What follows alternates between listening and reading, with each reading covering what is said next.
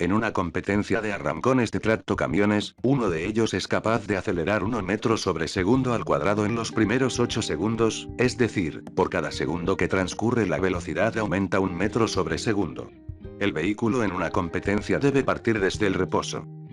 Lo primero que debemos hacer es completar una tabla, para después elaborar las gráficas de aceleración, A, velocidad, V, y distancia, D, con respecto al tiempo, para al final, expresarlo analíticamente. El tiempo va del 0 al 8, ya que lo que ocurre aquí es que por cada aumento que presentan otras cantidades, el tiempo solo aumenta 1 segundo. La aceleración, por otra parte, es constante, por lo cual siempre va a ser igual a 1, ya que la velocidad siempre aumenta 1 metro sobre segundo. Si graficamos la aceleración, obtendremos una línea recta horizontal, lo cual nos hace ver que esta es una función del tipo constante, y como las funciones constantes solo poseen un número real, puesto que no presentan variaciones en el eje horizontal de x, la función que representará la aceleración a es igual a 1. En cuanto a la velocidad, en el segundo 0 es equivalente a 0, ya que el problema nos menciona que parte desde el reposo, por lo cual aún no tiene una velocidad, pero la tendrá con el paso de los segundos. Pero en el segundo 1, la línea que va debajo de la aceleración es la velocidad, teniendo el primer cuadrado del plano cartesiano sombreado, por lo cual equivaldría a 1.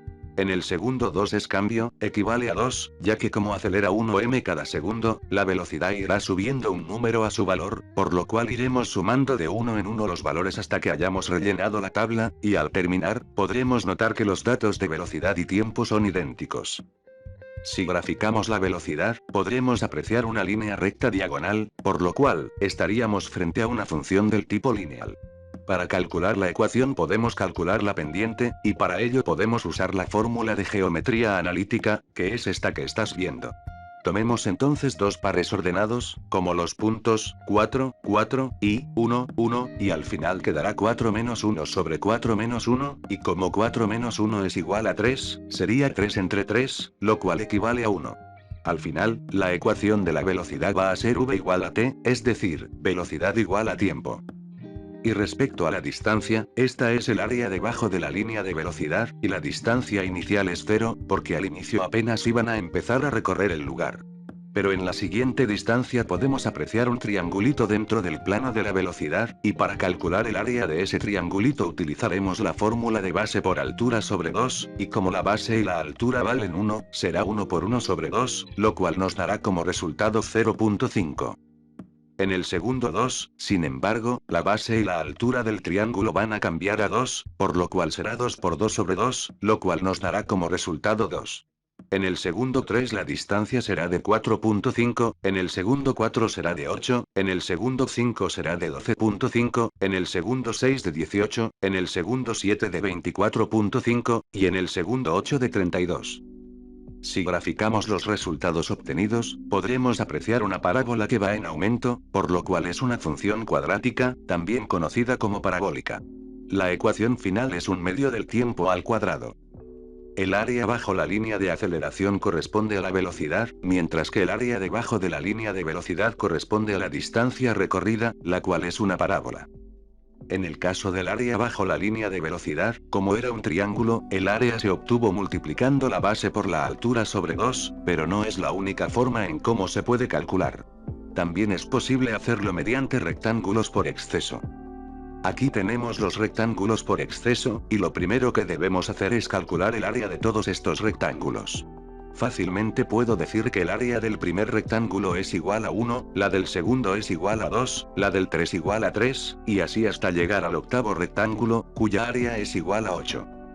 Podemos sumarlos de la manera convencional, es decir, 1 más 2 más 3 y así hasta llegar al 8, pero para ahorrar tiempo, vamos a utilizar el método de sumatoria, también conocido como notación sigma. Primero que nada, reconozcamos esta letra, la cual forma parte del alfabeto griego, y es la letra sigma, la cual se utiliza para escribir abreviadamente la suma de los términos de una sucesión. Ahora, vamos a anotar la suma desde n igual a 1 hasta n igual a 8, ya que son 8 rectángulos, y colocaremos f, n, ya que, si nos fijamos en los rectángulos de la gráfica, la altura es igual al número del rectángulo, por lo cual lo dejaremos como simplemente f de n. Así, habremos podido representar esta sumatoria de una manera muy sencilla, aunque claro, debemos establecer qué significa esto, y significa la suma de las áreas de los 8 rectángulos colocados en el plano cartesiano, la cual es de 36 unidades. De haber calculado el área mediante la fórmula del triángulo, nos habría dado 32 como resultado. Ahora, hagamos esto por defecto. Aquí los triángulos se quedan por debajo de la línea, y sus áreas son 0 para el rectángulo 1, 1 para el rectángulo 2, 2 para el rectángulo 3, y así hasta llegar a 7 para el rectángulo 8. Si sumamos todas las áreas para obtener el área total, nos dará como resultado 28. Finalmente, existe otro método para obtener el área bajo la curva, para el cual se utilizan trapecios, y lo que haremos es hacer líneas que van desde el inicio del eje vertical en Y, hasta donde está la línea, y al final, tendremos un triángulo y 7 trapecios.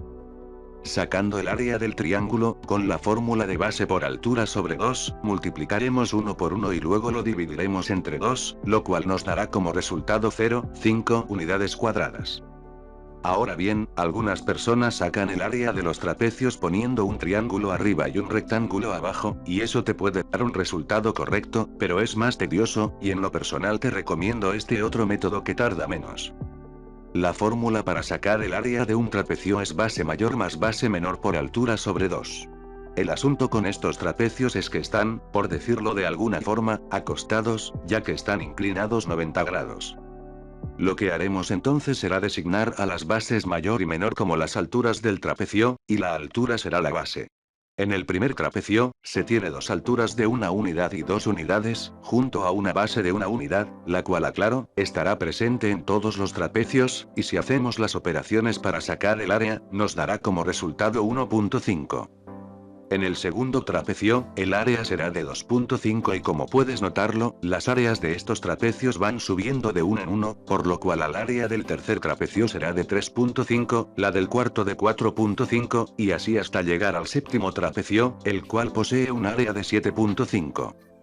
Ahora solo será cuestión de sumar esas áreas para obtener el área total, lo cual nos dará como resultado 32, exactamente el mismo resultado que nos dio el área del triángulo. Por último, si promediamos el área por exceso, el área por defecto y el área por trapecios, nos dará como resultado 32.